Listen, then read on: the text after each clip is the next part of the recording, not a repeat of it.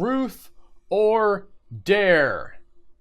So this is a new movie that came out on the Syfy channel that I had really only heard about like a little bit before it hit. I did not realize they were doing original movies for Halloween. And in answer to your question, yes, I am disappointed that this movie does not have any sharks in it.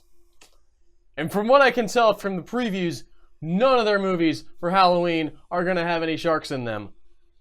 But this one does have Cassie Sherbo in it, of Sharknado fame, of all the good Sharknado movies. She plays Nova in those, and so we got a little bit of ancillary shark action for those of us who are fans of that kind of thing. The premise of this movie is relatively simple. Okay, this is Saw, but with a ghost. Now, the ghost is not building the traps, I don't think. He's just manipulating things in a supernatural way to make people torture themselves, but it's that same idea, all right? It's the same sort of watching people make themselves miserable and try to think a way through what they're dealing with in order to escape and survive on the other side.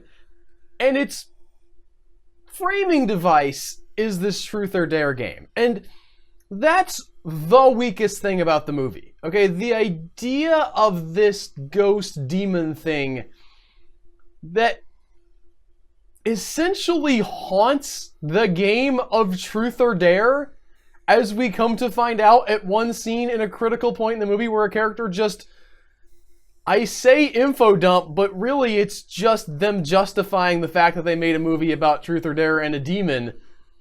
But once you get past that, once you get past the fact that for some reason there's some kind of spirit that just inhabits the game of Truth or Dare and forces you to do the dares, once you're past that, this movie is surprisingly strong. I loved the way that they set up all of the different little bits of torture and horrifyingness for this film, because it escalates in a really rational and believable way. So you start off with things like, well, there's the really bad one of just visually the guy has to put his hand on the stove. And that kind of sets up what is not, I mean, not for everybody is it going to be gross, but the way they play this off with this girl who has to eat the flesh that is then burned on the stove, and how, you know, they show her being visibly horrified by this, and the fact that just eating a little bit isn't good enough, sets you off to a really good start. And but even with that, right, I would have been worried. I would have been worried if they stayed in the house for the whole movie, because how especially in a budget like this, and with, let's not mince words here, probably not as skilled filmmakers, how are you going to stretch that single location out to really make it work for you? But what they do is really interesting, because they finish the first round of Truth or Dare, and then they leave the house. They're able to leave, somebody hurts themselves, and they think, okay, the nightmare is over, and you get a little breather, and then it's back into it after they've sort of been able to regroup for a minute.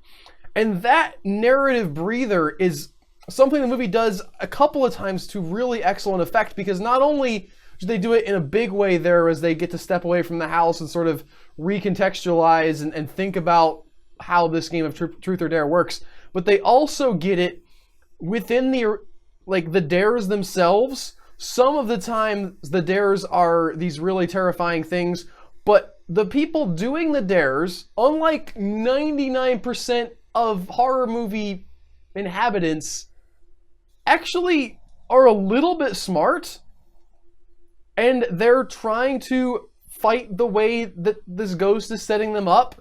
They come up with ways to get around dying from these dares. And the initial opening scene of the movie is a girl who is told to dump acid on her face and figures out that she can mix up some baking soda with some water and make a basic paste that will hopefully counteract this acid. And you get a lot of that in this movie, a lot of people thinking laterally And so when you have someone figure out how to beat a specific dare, when they can't beat the next dare, it's all the more horrifying. And you keep escalating and keep escalating until the very end. And yes, this movie's a low-budget movie. Yes, some of the acting is a little dodgy, but beyond those sort of like really almost expected pitfalls for a film airing on the Syfy channel for Halloween, an original film that they commissioned, this is surprisingly good.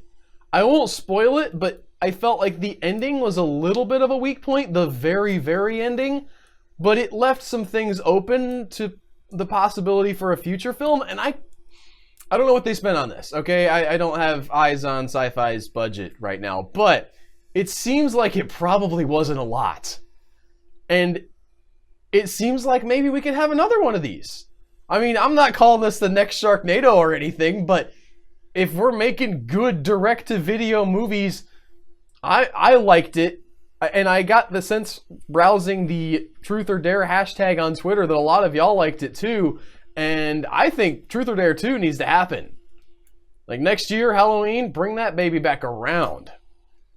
Anyway, just wanted to share a few of my thoughts on this. I thought it was really fun and it surprised me, and I want to talk to you guys about it. I hope you liked it too. That's it for this video. If you liked it, leave a like. If you had something that you want to add to the conversation, leave a comment. I always enjoy reading those. I try to reply to as many of them as I can, and I'll see you guys next time. Take care.